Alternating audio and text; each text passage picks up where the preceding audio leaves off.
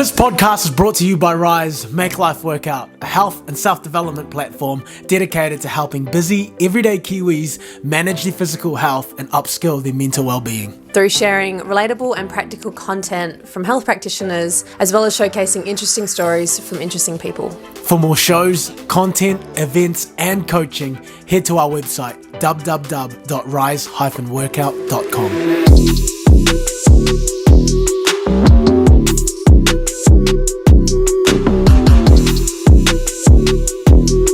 How's it going, everybody? Welcome back to the High Frequency Club podcast. My name is Marwan Salerio. And I'm Sinead Behrman. We're here talking all things self-development, growth and mindset. In this week's episode, we chat to the owner of Fitness Altogether and Mums Altogether, Kevin Pichot. He shares some crazy stories about when he migrated from France to New Zealand without knowing any English, but he had the ambition and the drive to make it in the health and fitness industry. And this drive led to him being one of the most popular group fitness instructors at Les Mills, Auckland City, before he decided to pursue entrepreneurial ambitions through Fitness Altogether and most recently Mums Altogether, which is a non-for-profit organisation helping to educate new mothers and get them connected through movement. It is so inspiring and heartwarming to hear from someone who is so passionate about community, connection and movement. And we know that there are so many takeaways from Kevin's podcast episode. So make sure you follow Fitness Altogether on Instagram as well as Mums Altogether to help support him. And be sure to let us know your thoughts once you've had a listen, and make sure you're following along at the High Frequency Club on all your favourite audio platforms as well as on YouTube and Instagram. Enjoy the show. Yeah. Nice and comfy. Yeah. Are you comfy? Yeah, I'm comfy. Make yourself feel at home, bro. Make yourself feel at home, bro. So you've had some pretty big decisions, personal and business-wise. We've known you all the way back at Les Mills, and I started there almost 7 years ago, and you were already there, I think. Yeah. But before we get into that, brother, what do we have to know about your early life to help us understand Kevin that sits with us today? Well, obviously, coming from France, I moved in New Zealand when I was 24, so 8 years ago. Always been in the fitness industry-ish, sports, education, a little bit with kids. And pretty much like willing to move to the other side of the world, because from France to New Zealand, it's actually the other side of the world. Mm-hmm. With the volunteer of like learn a new language, because I couldn't speak English when I arrived. At all? You couldn't speak any English? Wow. Like, honestly, I moved with Camille, obviously, and she was a little bit better. I was so bad. No English at all.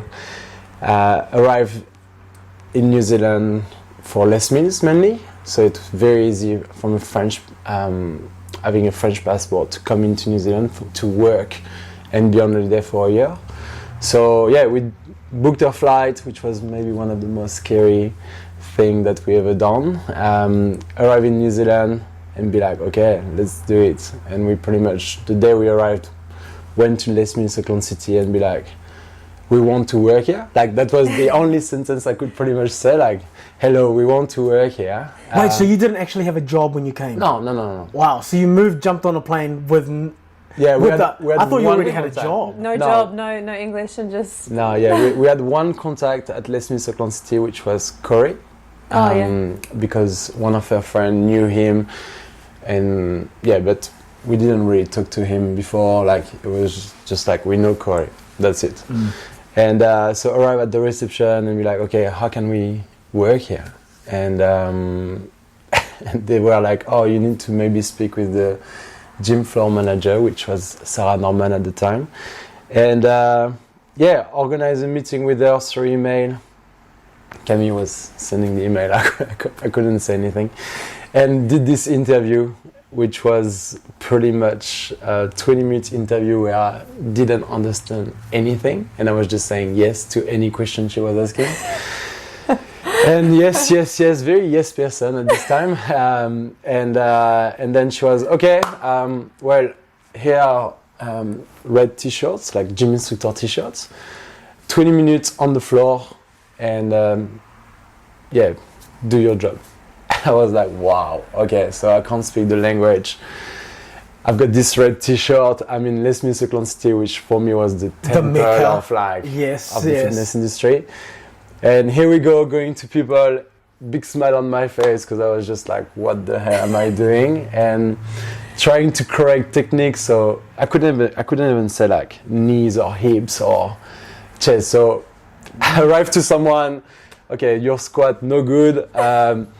I was showing the movement and he was like, okay, yeah, but the reality is that as soon as you arrive with a smile, with a bit of an accent, French, obviously, like people are pretty chill with French people here. Like, it's kind of like, yeah, I don't know. Why do you think you got the job? You could not speak any English. I'm surprised. I think I was just like, why do you think they hired you? You couldn't speak any English. Yeah. Why do you think they hired you? Because they kind of like understood that the science behind me. I had a like proper diploma in France, so I was like 6 years into the fitness industry, and I was not scared because for me it was like, that's my dream job. I want to work for Les Mills Auckland City. So at the end of the day, when I did this 20 minutes on the gym floor, I went to see maybe 10 people, and even if I couldn't speak the language, they knew that I was here to like support them at some point. So wow. And the manager was just like, oh, he's not scared. He's going to learn the language. He's got skills. Like, okay. Isn't that interesting? So put yourself in the perspective of a manager who is hiring people. You have a dude that cannot speak any English, but because of his technical skills and his willingness to go head on, even though without with the huge language barrier, they still hired him. That's a huge test of your character. Like, if you show that you are really willing to work and you are not scared, at the end of the day, they know that they can train you. They can. Yeah.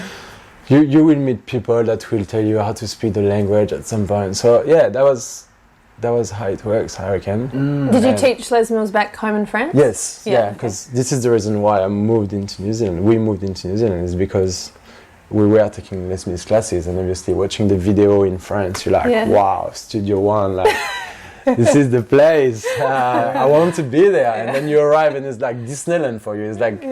The fitness Disneyland if you want to, and it's just like it was a dream. It was actually a dream, like seeing all the program director and wearing this red t-shirt. Like I was so proud of it. I was like, Shanae actually comes from a similar background. She moved a part of. I'll let you tell the story of why. Because I moved here about 4 years ago, and I was the same. I'm from Oz, so in Australia it's the same thing. You look at the masterclass DVDs and you're like, oh my god, amazing! It's crazy. Like the marketing is so good. So you are. You're like, oh my god. And I remember the first time I came and visited. I think I came for Body Pump 100 filming. That was the first time I came to Auckland. Okay. So I came for that, and that was, people travelled from all over the world, from America, Japan, China, and just hundreds of people all wanting to be there for Body Pump 100, and same coming to Les Mills Auckland City, and you're like, oh my god. Studio One, so I feel So bro, when you and Cami came, what was plan B? What if they were like, no, we don't have any jobs? Well, we were like supposed to leave. We were supposed to leave after 8 months or 12 months maybe. Right. But then a lot happened within a year.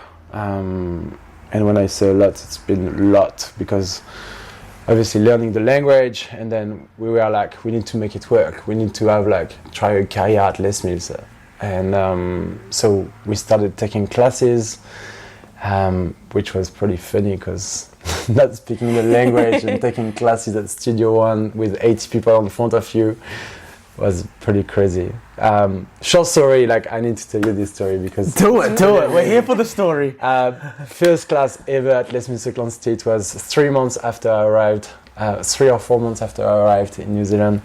And gym floor, I was on my shift. Someone didn't show up for a body pump class at 7:10 on a Wednesday night. And Gandalf, which was taking the body jump class just before, came to the reception saying hey, there is no instructor for body pump, there is 80 people waiting in Studio One, you need to find someone to take the class. And so the reception came to see me and said, Caleb, you have your body pump certificate? I was like, yeah, in France, what? I can't speak the language, I don't have the music, I don't have t-shirt, don't ask me to take a class in front of 80 people. And they were like, come on, do it. I was like, no way. See you later. I'm going to correct this person. And then Gandalf came and see me, and he was like, bro, you are going to take it. And I was like, nah. But also Gandalf, part of the Les Mills family. You're like, I don't have music. and he was like, it's okay, I put body jam music.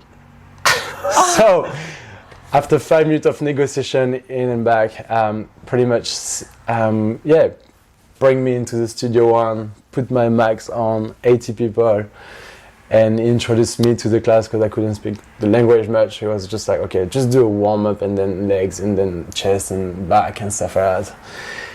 And he was putting like body jam music, so he was pretty much DJing during the class. Yeah. And I was just saying like, okay, squat, 2-2, and that's pretty much movement, tempo, that's it.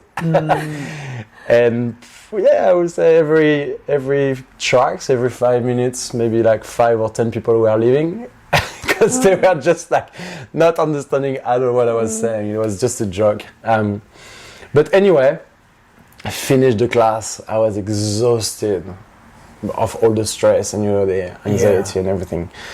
And there were still like 20 people left, and they all came to see me and be like, thank you so much. That was a good class. You saved my evening because I was willing to train and you actually made me train, so thank you. And I was like so overwhelmed. And yeah, that's how co-fitness started in New Zealand for me, which was pretty crazy. Yeah. Wow, that is a crazy That's a first crazy time story. teaching in New Zealand. That was, yeah. Did you walk off? Did you Was walk? meant to be. Did you walk away from that class with your I head was high so or hype. head low? I was so hyped. I was like, I made it. Like, I've started. And then the coach that didn't show up said, send me a text. Oh, I heard that you covered my class. I couldn't make it. Come and shadow with me next week. And then team teach. And then that was my first like regular class. So it just started like this. It was Nat Levy. Wasn't it? So that was a crack up story, but I guess it's just like sometimes you just have to do what you have to do and put your ego aside and just do it. If you could speak to Kevin now, who went into the reception with no English into Les Mills, Auckland City, if you could speak to him right here, what would you tell him? Well, just do it. And yeah, that's exactly my philosophy now with like coach that's working for Fitness Altogether on like if you ask them, they will say to you like, oh, you're throwing me under the bus straight into the first like class. But actually this is also when you're learning, and you're learning not only about how to take the class but about yourself on like what's important. What I've learned this class and what I'm trying to make people understand is that at the end of the day, people are coming to you because they want to move. Like those people that came on the Wednesday night, they just were willing to be told what to do and be inspired to move because they can't do it themselves. Otherwise they would be on the gym floor. So at the end of the day, it's about movement. It's not about like being a superhero on the stage that was 2 meters high at the time, like Les Mills, Auckland City.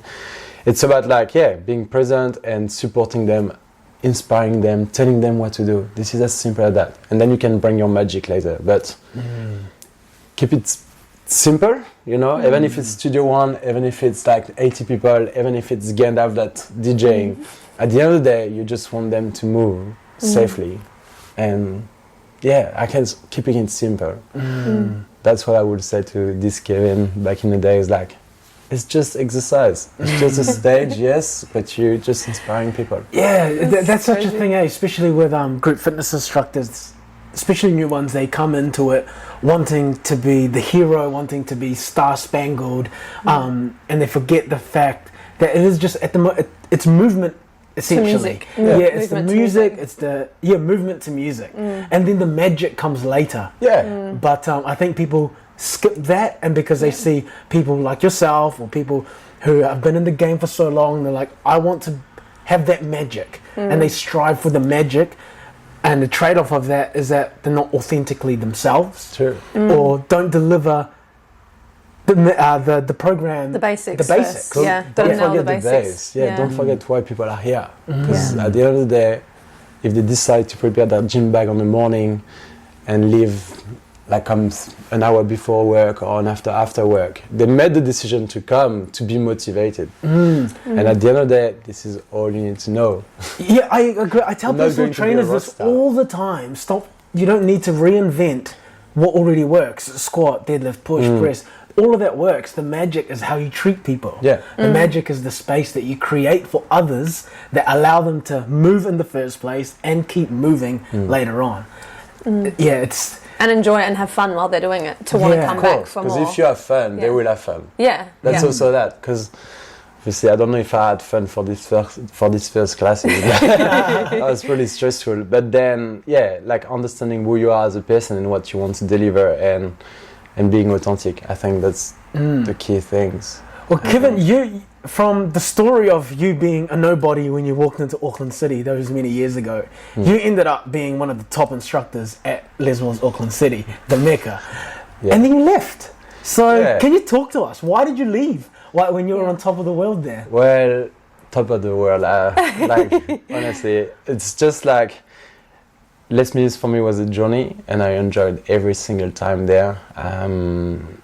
As an immigrant coming to New Zealand, you first starting with a work holiday visa and then a work visa, and then you have the opportunity to potentially get a residency, which I don't know if you know what that means, but like that means a lot. And so you have to respect this journey of like visa until you reach to the highest, which is becoming a resident in New Zealand. And when you are a resident, you're pretty much free.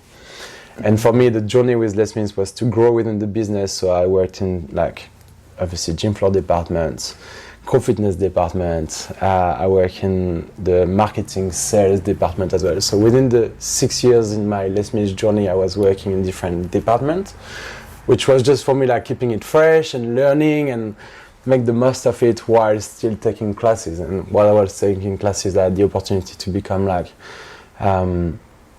not a trainer, but I actually forgot the name of it. Presenter? Yeah, presenter for them. And then, met the filming Body Balance 78, which was like crazy experience because, I don't know, it was just like the top of the mountain, you know. I was like, what am I doing here? Yeah, I think what a lot of people don't understand if you're not part of the Les Mills machine is that Les Mills is huge. It is the pinnacle of fitness, especially if you live overseas, because everyone gets those DVDs, and that is the echelon. The pinnacle are those DVDs. That was crazy experience. And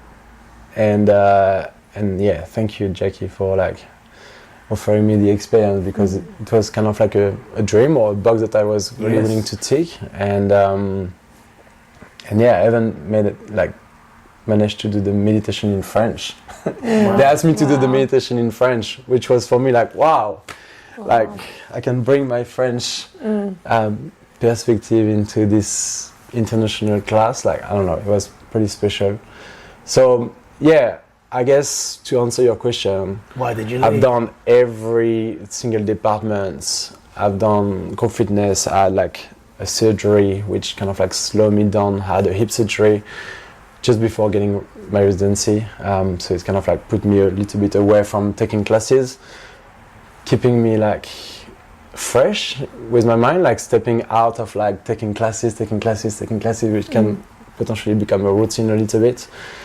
And as soon as I became resident, I was like, okay, now I want to do my own things. And doing my own things was, having my own business, creating something from the ground, and stepping out of like the employee-employers kind of like relationship. So that was just who I was as a person. I always knew that I was willing to create something out of my mind and out of my brain. So entrepreneurship has always been something I was interested in. Funny story, my first entrepreneurship was a food truck. A food truck. Yeah. While I was working at Les Mills, I had a food truck business with my partner at the time, and we were selling waffles in markets, and that was just my first like entrepreneurship. Didn't really work, so as soon as I became resident, I was like, okay, let's do something into the fitness industry, corporate industry, because this is what I was doing with Les Mills. And after a few months of researching and like trying my own things, ended up sitting down with Elliot, which was the owner of Fitness Altogether, and chatting together. We have the same ideas. I was committed into like jumping into a proper business in the fitness industry, and he was keen to have a business partner. So within 6 months of chatting, we shook hands, and in July 2020, I became partner of Fitness Altogether. So Fitness Altogether was already set up before Yeah. you had seen it? Yeah. I see. So how long were they set up for? 2 years. 2 years, I see. And then you came in That's it. in July 2020. That's and what it. did you offer Fitness Altogether for you to become a partner? Well, I guess I offer my experience in the fitness industry. Again, coming from like France, you pretty much, when you are in a country which is not yours, I guess I was very motivated, driven, like I was willing to make it work. Like if I was investing into a business, I was like, okay, I've got this vision and I'm going to make sure that I'm ticking every single boxes for the next 3, 4 years, 5 years.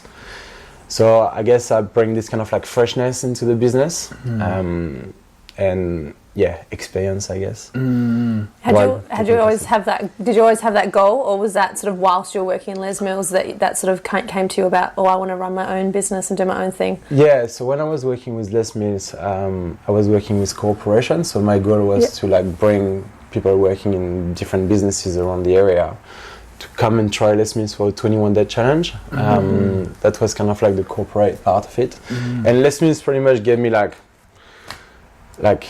give me everything to make it work myself. So I pretty much started this role, my own role at Les Mills, and showed them that it was possible to having some collaboration with businesses.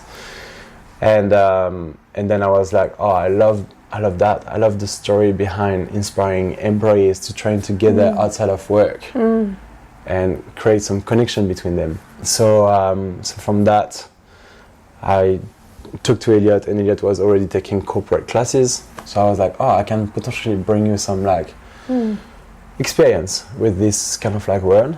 And yeah, so that's how it started, I guess. The corporate wellness offering. Yeah, if for people who haven't heard what Fat Fitness Altogether is, could you give us an explanation of what it is? Okay, so Fitness Altogether is an outdoor movement community. So we pretty much outdoor most of the years. Obviously, New Zealand winter is pretty rainy and cold, so we always manage to find like a car park or a warehouse or something like that for the winter months. But mainly we are outside. We're offering public classes, 5 public classes a week. So we will never be a gym offering 30 classes a week or whatever. We want to keep it like quite intimate and special every time we're doing a class. So that's for the public part. And then the main part of the business is corporates. So we're going to corporation and training their employees in their office or in the park just beside, or they're coming to Silo Park with us. And we can offer like, HIIT classes, Pilates, yoga, meditation.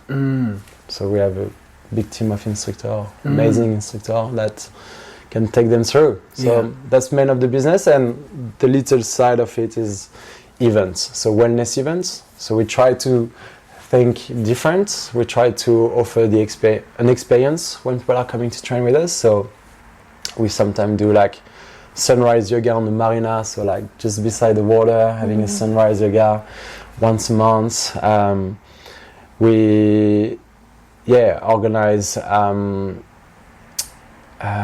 music events as well sometimes. Really? So, like doing some parties. The last one we were like 250 people, and that was pretty. You need to give me invited to that, bro. I want to come to that. Come to Get Down. Get Down parties are pretty fun. We just want to be different. We don't want to be allocated to like gym, mirrors, six pack, or like it's Fitness Altogether. It's in their name. We want to be inclusive, socially, spiritually, physically, mentally, and get to grow together. That's the purpose behind it. So that's what we're doing at Fitness Altogether. Yeah, the fitness industry is quite, a competitive market. There's so many things going on. But with Fitness Altogether, what I've observed is that you guys do a lot of collaborations. You guys aren't afraid to actually reach out, ask for help, and tap into other communities and work with other brands. How important is that collaborative process for you? It's huge. But first of all, for me, competition is often seen like as negative things. You know, like people are looking at it being like, I'm scared of this competition, or they're taking people out of my business or whatever. And I kind of like switch completely regarding competition, and I don't see any competition. People coming to FAT are coming average once, twice a week maximum, which means that they're also going to Les Mills, they're also going to Sala or Studio Box, they're going to other gyms. And do I care about it? Not at all. I don't want them to come 5 times. I believe that fitness journey is actually a journey that's changing a lot. People got their 2 months motivation and then they stop and they're trying something else. So we want to be in the flow. Like we here, if you want a sunrise yoga at Silo Park, or if you want like a sunset session at Silo Park, HIIT workout, well, we're here to offer that in the element. If you prefer going to a Les Mills class, go for a Les Mills class or boxing class, whatever. So I guess we're all inspiring people to move. And once we inspire them, then they are going to change their routine based on their mood. And we're just part of a spectrum. I don't know. We're just moving around, and there is no competition for me. I don't. Yeah.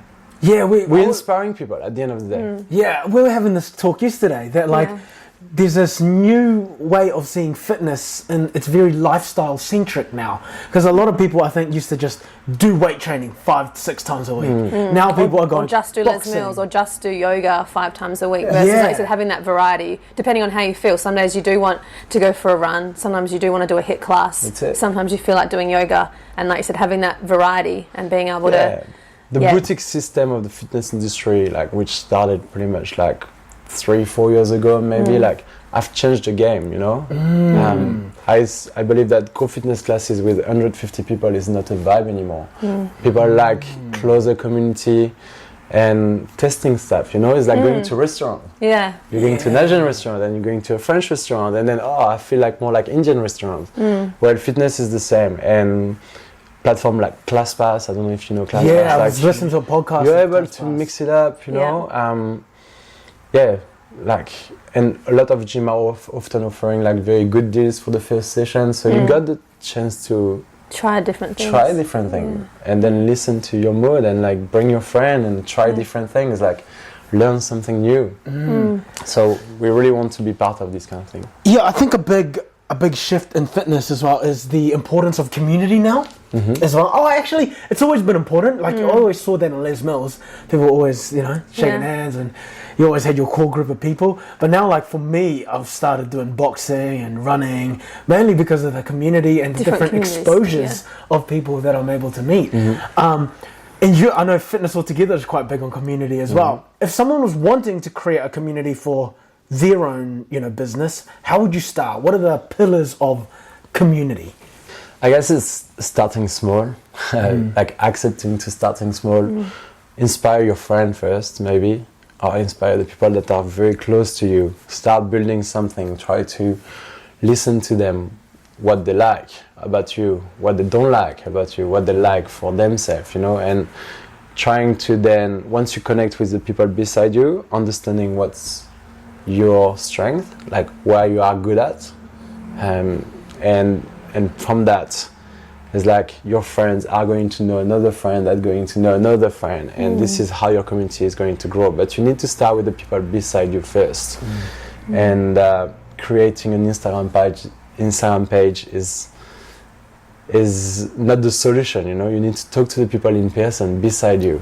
So always be aware of like who's surrounding you, and I guess, this is something I've learned over the last 3-4 years, is like the importance of the network. You don't realize it until you actually step back and observe who are the people beside you, but this is a huge opportunity, you know. I guess this is why I'm here also today, you know. We managed to get to know each other through an event, through Lululemon, and now, boom, we're opening like to a new network, and that's just super powerful. Everyone's got their own network, and if you start understanding that without playing, because sometimes network can be seen as like to like sales or whatever. People with an agenda. It's not about that. It's about like learning from other people and inspiring other people. Like yeah, if you're coming too fat tomorrow and you bring a friend, like for me it's like perfect. Yeah, I think it has to lead with curiosity. Yes. If you're trying to start huge. with community. Yeah. Otherwise, yeah, people are very switched on these days that they know when someone's trying to sell them shit. Yeah, you've got to have a genuine interest. Yeah. Like you said, when you're wanting to learn about the people around you and what they're interested in and what you could offer them, you've got to be genuine, not just being like, oh, how can I make money through people or something like that. Or listening to people. Yeah. Listening, stay curious. Obviously, like develop your own self as well.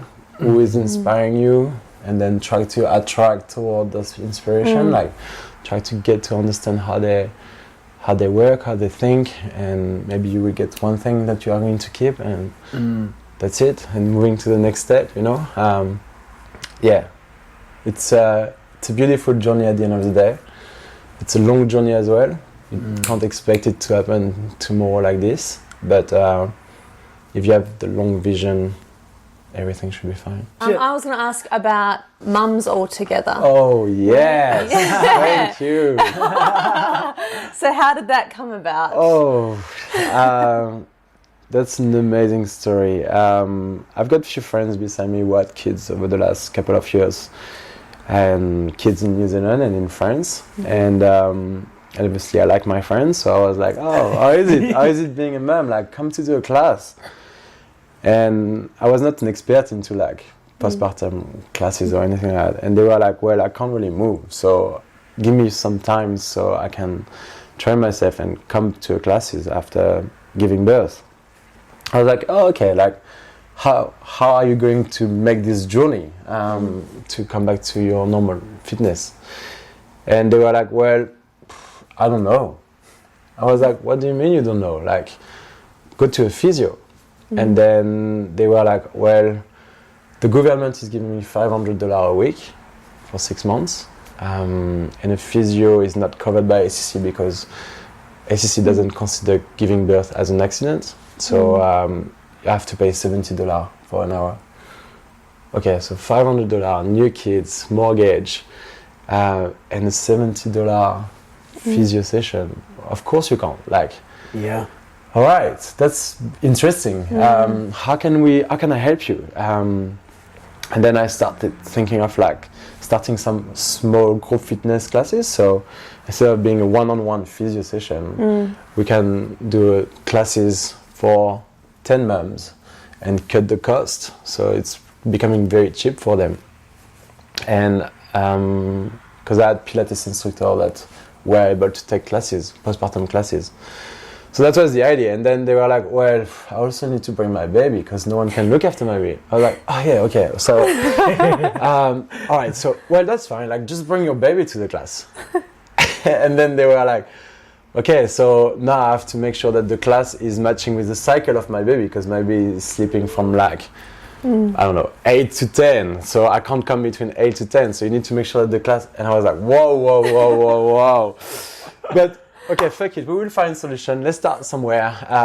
Do you have friends that can come with you if we create a class? Yes, I've got friends, let's do it. And we started taking classes through Fitness All Together at first, because the community of Fitness Together had new moms as well, and we were like, okay, that's the platform to use to start classes. So we started at Grelin Community Center, and it was just like testing, like really like, how would it work having 10 moms and 10 babies for 45 minutes? And how do you feel about it to the moms? And so we were testing, and moms were just like, this is the best thing. Like, I really need to move. I really need to learn of my body. I really want to be back to my normal shape. This is amazing that I've got my baby beside me. And what's even more amazing is that it's very affordable. I think it was $10 or $12 a class. And yeah, that's how Moms All Together started. And then COVID happened, so we couldn't take in-person classes, so we jumped online. And talking about it to my network and the people beside me, my friends, the Pilates instructor, we were like, okay, let's make it bigger, because we don't want to only offer this in Grelin area. We want to offer it like New Zealand-wise, because there is 57,000 new moms in each year in New Zealand, and none of them receiving like affordable support on their postpartum journey to come back to physical exercise. So then I was like, okay, how can we make it bigger? Well, we need to change it to a charity. So it became a completely different entity around last year, actually, a year ago now. And Mums All Together became like a non-for-profit organization. And we were offering, so obviously online classes, but then we decided to offer on-demand classes. So we, at the end of the lockdown, we filmed study videos, really specific toward new mom postpartum, so from 6 weeks to 12 weeks and 12 weeks plus postpartum. And this is pretty much accessible online at any time, anywhere, New Zealand-wise. The platform is here. It was kind of like a huge investment, like donation-based at first from us, and now we are just about to start in-person classes again because COVID is behind us. So we found a space in Grelin. We are going to reconnect mums together in Grelin while offering online classes and on-demand classes. This is a very special project. I know it sounds weird that French boy is taking care of this, but I don't know. I always been into like supporting people and especially when it's unfair, and I believe that the system in New Zealand is unfair. Like comparing to France, for example, if you are a new mom, you get 6 free physio sessions that helping you, like obviously like you are into physio, so you know what I mean by that. Like there's a lot of damage after giving birth, and if you don't do it well, it can be here for the rest of your life. Like this, that's like 20% of the new moms are experiencing like pain or issues for the rest of their life. It's huge.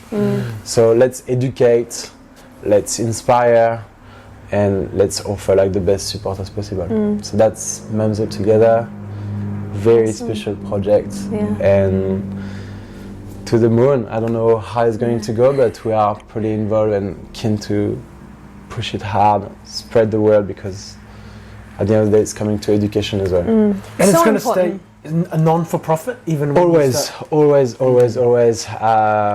The idea for me is to get financial support, so donation, grants. So at some point we are going to be able to offer free group fitness classes, free on-demand platform. Everything would be free, covered by the support that we're going to receive. Wow. So then we can educate. Huge, bro. That's huge. That's amazing. Imagine if we manage such to a huge find hole in the industry. Yeah, huge. Yeah, because there isn't crazy. anything like that for new mums. Like you There's said, nothing. Most people it's like, oh, go and see a physio to get you checked out to make sure you're all good to go back to exercise. But once they get that 6-week check of like, oh, yep, you're all good to go back to exercise, they're like, well, what do I do? You know, because they haven't exercised for however long, and they don't really know where to start or how to start. And then, like you said, they've got a new baby that they have to look after and might not have someone to babysit, and it can be very, very hard. And some people are not even doing physio. Like honestly, ask new mum on the 57,000 new mums in New Zealand, how many are going to see a physio postpartum? Not even 50% are again, because they can't afford it. Like whatever your salary is, the government is giving you $500 a week. That's it. And you have a family and a mortgage, and you have to feed yourself and everything. So it's mental stress, physical stress, and financial stress. And you also like all the loneliness of being a new mom. And as I say, be able to connect with new mums as well. Another great that was thing. the other idea. Is like connecting through movement, not through coffee. Because new mom, coffee catch up. Okay, and actually chat with a lot of new moms, and I was like, how is a coffee catch up? Are you enjoying the coffee catch up? And most of the time it's like, oh, my baby is sleeping 7 hours a night. And while you're struggling with your baby sleeping like 2 hours a night. So it was a lot of like competition of like, I've got the brand new prams. Look at my prams, like prams 2000. Oh, I've got prams 200. Like I'm fucked. Like so it's connecting through movement instead of like. And if you want to chat after the class, you can, but you don't have to. You know, it doesn't have to be like this kind of like competitive, weird like connection. Which is what most mums groups are. They are just sort of catch up and like I said, talking about. There's some about good stuff. ones and there's like some pretty nasty ones. So for me, movement is always a point of connection, human connection. I'm a lot about it, and honestly, you should see those photos with babies beside their mom, and even if the babies cry or even if like they have to stop for any reason, like it's fine. We're just training all together, and there's some pretty cool photos. Jump on the website, you will see them. But we are going to start in person, which I'm very excited. So over the next couple of weeks, that's a very amazing side project. I'm lucky, and well surrounded. So let's make some good stories. You can definitely feel your passion for it. Yeah. Do you want kids, Kevin? Yes, I want kids. Yeah, at some point. I don't know when, but one day. What in your entrepreneurship journey? What has been the biggest obstacle you faced, and how did you overcome it? Well, there is many. There's many obstacles. I guess I've joined the fitness industry business in the middle of COVID. When I said to my friend, I'm going to invest into this business and I'm going to build this business while being in COVID, like they were just like, you crazy, brother, like this is not a good time. So for me, like obviously COVID was massive learning on like, don't expect being able to do whatever you want. Like you are going to get some limitation regarding number of participants or like social distancing or even people being scared of like getting COVID or whatever. So that was one of the biggest thing, I guess. Other obstacle, I guess, is your own personal health while running a business. I think for me it was very like a gymnastic of finding the balance between your high motivation and also your day-to-day life, because it's socially impact you at first. Like when you are not mature, like the first, I would say it took me maybe 2 years to be like, to consider myself as kind of like mature in business. But the first one, you are like, especially, I'm so driven, man. If I've got a goal, I want to achieve it like super fast and super quick, and you kind of like burn yourself into it. So yeah, it was a lot of learning journey with my business partner as well. Communication was always a big thing with Elliot.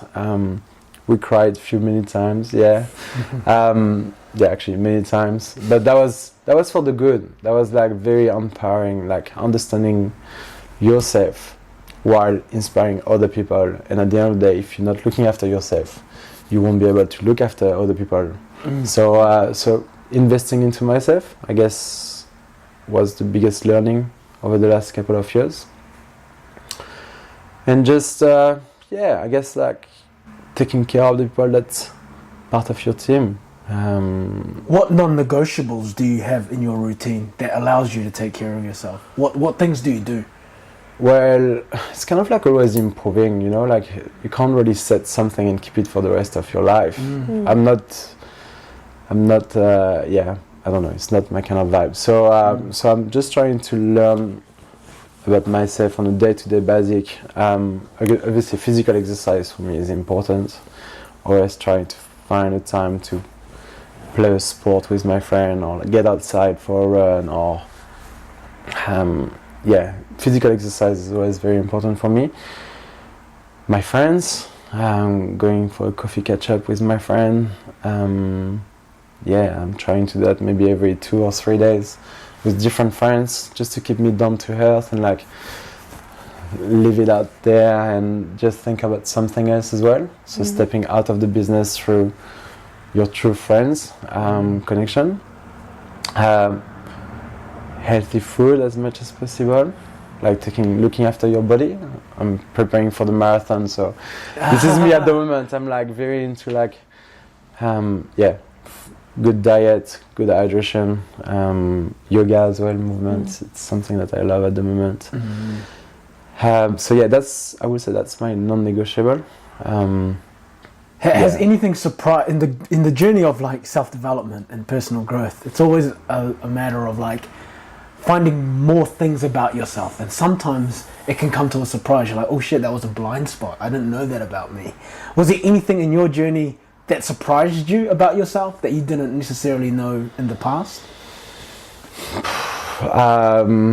Yes, many things. I remember this class.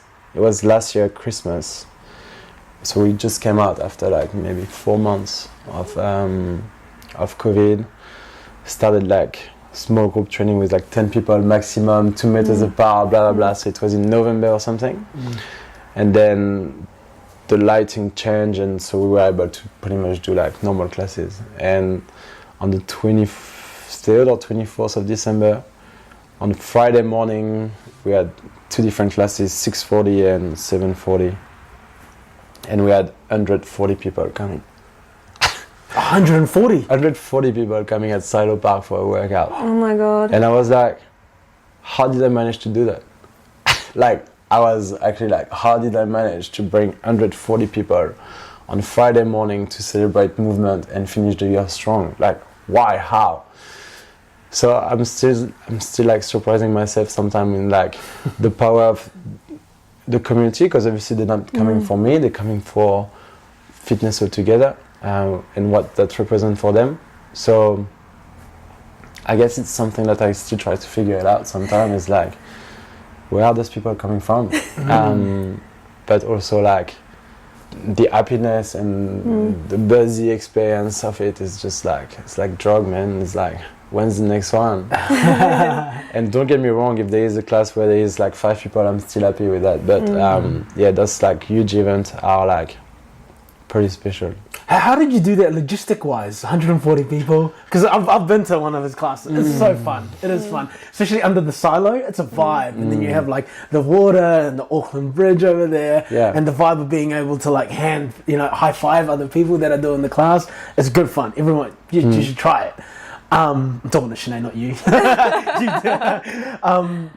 Yeah, how did you do that logistic-wise? How did that work? 140 people turn up? Well, that was between 2 classes. So I think the biggest class was like 90 people maybe. There's still a lot of people outside. And we are 3 or 4 coaches, and each coach has like 20 or 30 people to look after for like a small circuit, like 6 exercises, and then people were moving to the other coach and then to the other coach. So we found a way, like honestly, people were just like, what the hell is going on here? But they still managed to do the workout, and yeah, so I guess logistic wise was just like 6 stations, or 3 stations, 6 exercises each station, and 1 coach per station, and it was fine. Like it was smooth. And honestly, people were coming more for like, we talk a lot about community, but they were just keen to do a sunrise session to finish the year with a lot of people, nice coffee after, and just like starting the day strong, I guess. It was just like, they were not really coming for the workout itself, I think. They were just mostly coming for like, okay, let's finish the year together. It's been a shit year, let's go. I think after those long lockdowns, they made people really realise that the importance of connection and community and working out with other people. Like, it's so hard to just motivate yourself to do a workout at home or to go for a run by yourself. So I think after that 4-month period, people did just want any excuse to get together and it was celebration. Something. We were celebrating connection. We were celebrating, like, I guess, connection with friends or with people that you don't even know, but it was just kind of like this vibe of like, wow, it feels good. It feels normal again, you know? Yeah. Do you ever get a sense of imposter syndrome? Yeah, so like during those days, I'm like, wow, like this is crazy. I'm just like, I'm overwhelmed. I'm actually overwhelmed, but for the good, but also aware of where I'm coming from. And yes, imposter syndrome sometimes, because I'm like, wow, this is too good to be true. But at the same time, I work quite hard for this, and I've done it with the people surrounding me, but I've done it as well myself. Like, you know, like it's kind of like, okay, it's just show that it's working, and I'm just excited to do more now. You know, so it's like, how can you go further? So imposter syndrome, yes and no, because I know where I'm coming from and I know that I've done the work for it. Yeah, that's a great example. The antidote, they say, to imposter syndrome is trust your evidence. Like, you've got the evidence. Like, you're not an imposter. You have all the evidence and the facts to know that, like, you deserve to be. Sometimes it's overwhelming, but at the same time, it's like, if you're happy, I'm happy, and I can tell you that those people coming for a session are happy. So, yeah, I've done the job. Tick the box. How much coaches do you have under Fitness Altogether now? We have a team of 10 coaches, I reckon. 10 coaches, wow. What do you think makes a great coach? Authenticity. I'm trying to, obviously, and I've learned that through Les Mills, obviously, we're learning classes through videos, and we're looking up to those people on the videos, like, so you want to kind of like copy paste at some point and be a superstar, be a rock star on the stage. And you stepping out of your own self. Like, this is what I felt through Les Mills. So it's a lot of like personal discovery, but to any coach that coming into Fitness Altogether, I first try to understand why they're doing it, their values, you know, like, actually, like, do you actually care? Or do you just want to be on front of like steady people in the morning? And then I guess, yeah, we all have something different, you know, like there's something in each person, and I'm just trying to find who are you as a person, who are you as a coach, that make it unique to your own self, and then we're gonna go deep into it. So there is a lot of like, on the training process with my coach, I'm trying to go a lot on like, why do you smile at this time? Why do you say it at this time? Like, what does it mean for you? What does it really mean for you? And really make it as authentic while keeping the base of like, what is a fat workout? A fat workout is this, but what you're bringing is you. So, yeah, I guess, I don't know if I'm answered the question. You absolutely answered the question. I think that brings back to what we were saying earlier, that the essence of community is about curiosity, and it sounds like you absolutely role model that with the people that you work with. Yeah, and just like finding out, because you know we're living in a society where like we try to be somewhere else or be someone else or like pretend being someone else, whatever. It's like, no, come back to the roots. Like, people are going to come for you. They're not going to come only for the fat workout. They are going to come for you as a human. So let's dig into it and find who you are as a person. Because I found it through Les Mills, like, and no, I just want to share this experience, you know, trying to get tools to them. I feel like I'm going everywhere. And it's great. It's great. Sure. This is exactly where we want to go with the podcast. Sure? Go everywhere and anywhere. Okay. Like, because this is a great time for us as your friends now to get to know Kevin, and for your community to get to know you. So this is perfect, bro. Okay. You're doing perfectly. Okay.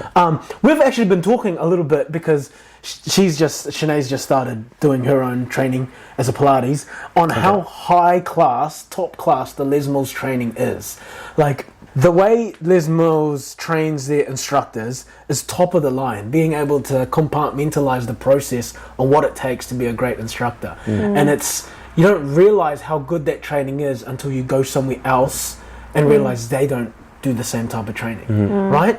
And it's great to hear that you're actually using a lot of it in your own. That's amazing, man. Like, they have 25 years of research on like how to be the best instructor, to deliver the message to the people, to inspire them, like all their layers and focus and it's stuff. Next level, eh? This is next level. Yeah, it's next level training. I won't lie, I'm using kind of like the same structure as part of like the learning experience for a new coach to come on board, because they're nailing it. They got everything. And I think that's a key part as well, like you said, that finding what makes you different to someone else and tapping into that. Because like you said, at the end of the day, yes, they're going to come for the class and the community, but they're mainly going to come for you as well. So you've got to highlight what it is that are going to make people come for you. Which is a big thing that's driven, I guess, in Les Mills as well, because we all have the same choreo, we all have the same music, we're all doing the same workout, but what makes your pump class different to your pump class versus your pump class? So, And long-term wise, authenticity is the key. like I was chatting with a friend yesterday, and she told me that Marc Sinclair is still taking classes at Les Mills, Auckland City. Marc Sinclair, you know, like body pump, body attack. This man is like, has been all his life at Les Mills, and he's still taking classes on Wednesday lunchtime, and I've got mad respect for him. It's just like the longevity in fitness industry will only be possible if you're finding your authenticity. Like, otherwise you won't last. If you think that you are going to become a rock star and then reach to the top and then, okay, I've done the job, see you later. Like, this is not long term. So, yeah, you know when you're going to a certain class, why you're going there. And yeah, it's pretty amazing on both sides, the business part, but also personal development.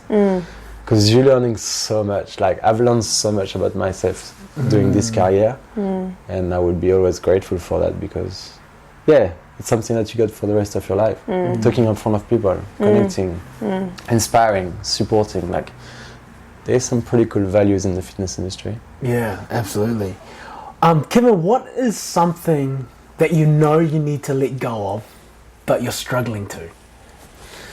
Well, we were talking about life balance. I guess it's something that never really ends, you know, because I'm pretty driven, I'm ambitious, so I always put myself into a situation where I like end up never really stopping, you know, always trying to do something new. So I guess the struggle is like always listening to yourself, you know, not forgetting yourself into business, or not forgetting yourself into giving to people, because this is also fitness industry.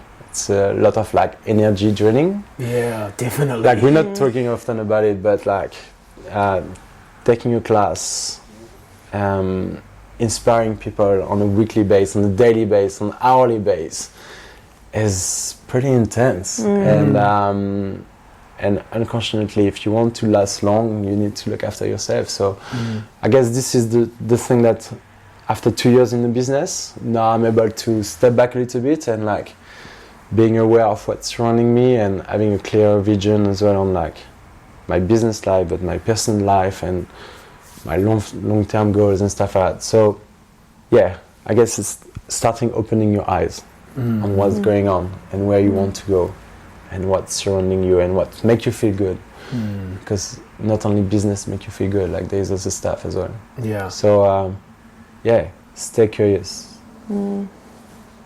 Start painting. I just started painting. Did you? Have you actually? Actually, yeah. I just started painting with my friend, just to like explore something new, you know. And that thing is so refreshing. Like, it sounds pretty cliche, but yeah, try something new. Try like playing an instrument or anything like that. There is something about fresh. Being a beginner again. Yes. Right?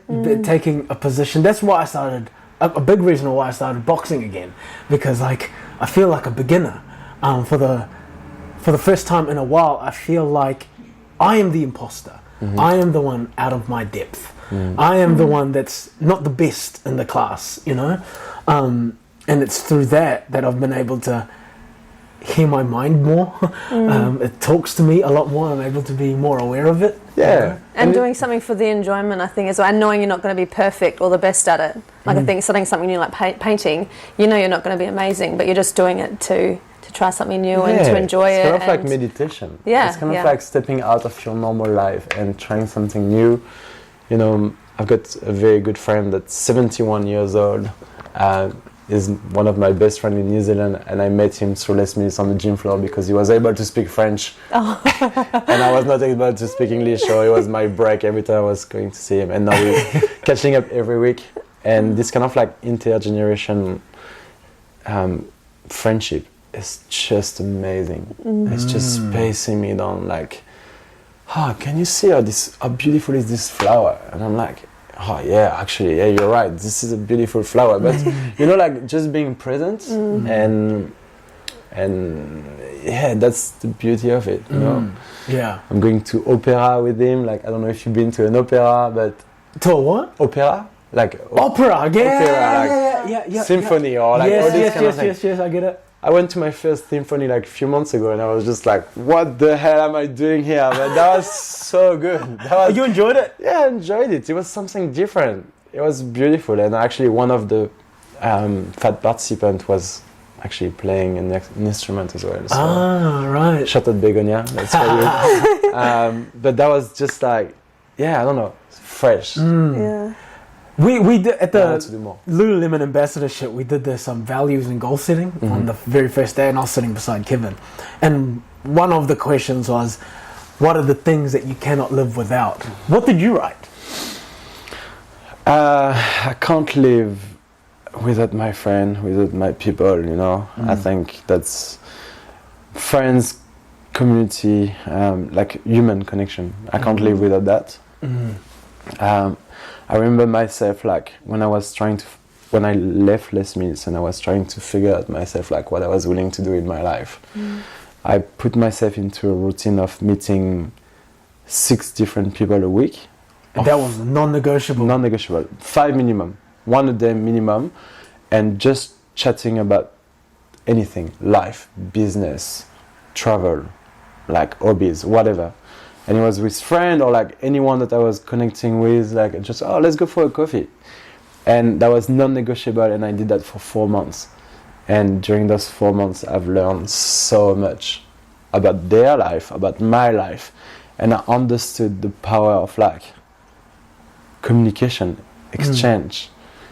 Like I'm going to learn something after this kind of like even podcast, and you are going to learn something about me, and then you are maybe going to keep it, or maybe not, or maybe you will remember it in a few months. But there's such an amazing tools. Like communication is key, man. It's just communication is sexy. Yeah, too right. Bro. Honestly, I agree. Never enough. Never it doesn't enough. Doesn't need to be deep. It doesn't need to be deep. It can just be like, how are you? How are you feeling? What are you going to do today? Whatever question is.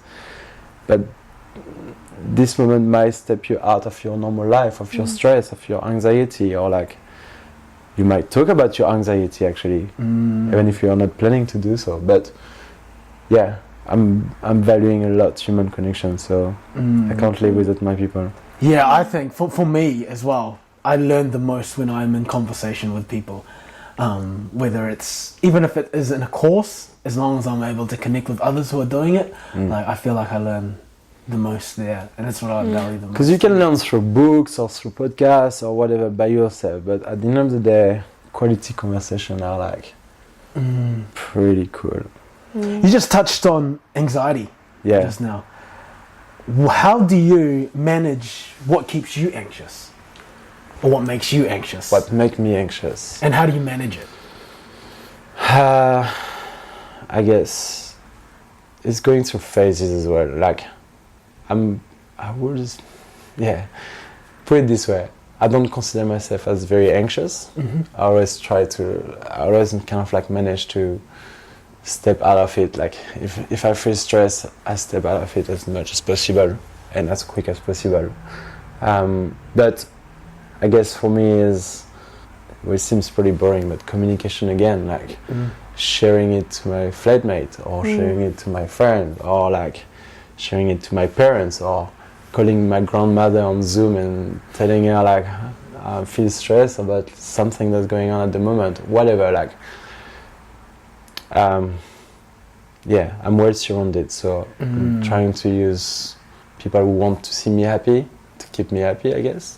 That's a good way to put it. That's just like, I know they are here, and I will be here for them as well. So, we're talking about like a lot about depression and like anxiety and mental health over the next few weeks, and we always at this time of the year saying like, speak to someone, share. Well, you don't need to speak to this person only in October because it's mental health month, but through the year, like the people beside you are willing to see you happy. So never forget that. And it's okay to not be happy all the time. Just call, just reach out, just go for a coffee, just go for a run with a friend. Come to Fat, you will make friends. But yeah, I guess the people are keeping me out of my anxiety. Yeah, 100%. It's very clear that you are a driven and ambitious person, and it shows with the evidence that you've created with your business. Do you feel like you put a lot of pressure on yourself? I will say that I don't, but my friend will say that I do. Like, my friend will look at me being like, come on, like just calm down, just relax, you can relax now. And I'm like, no, I feel good about it, I feel energized by it.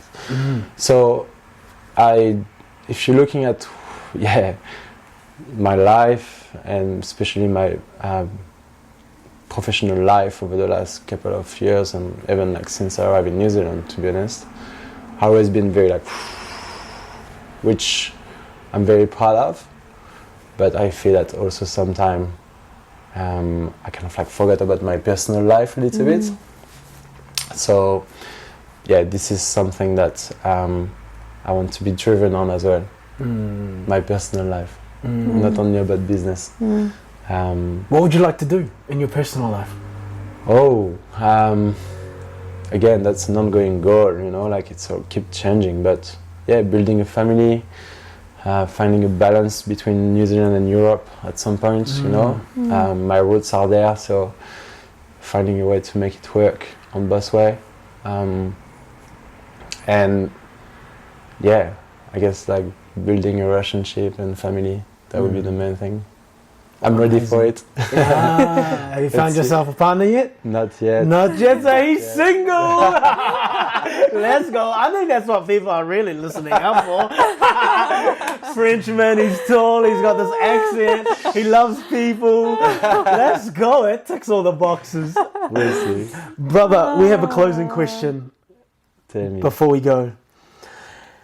If you could speak to Kevin from 5 years ago, and he was sitting here right now in front of you, and he was wanting your advice, what would you tell him? Have a vision, surround yourself with like people that like you and that want good thing out of you, and yeah, just believe in yourself. You will make it work. That's it. That's what I will say to this person. This is what I would say to any friends, actually, like anyone. We all here for a reason, and we all have superpower. It's about like finding them and sharing them. Don't keep it for yourself. Share your superpower, and you will inspire people. I think that's the thing. My man, Kevin, everybody. Thank you, brother. Appreciate it.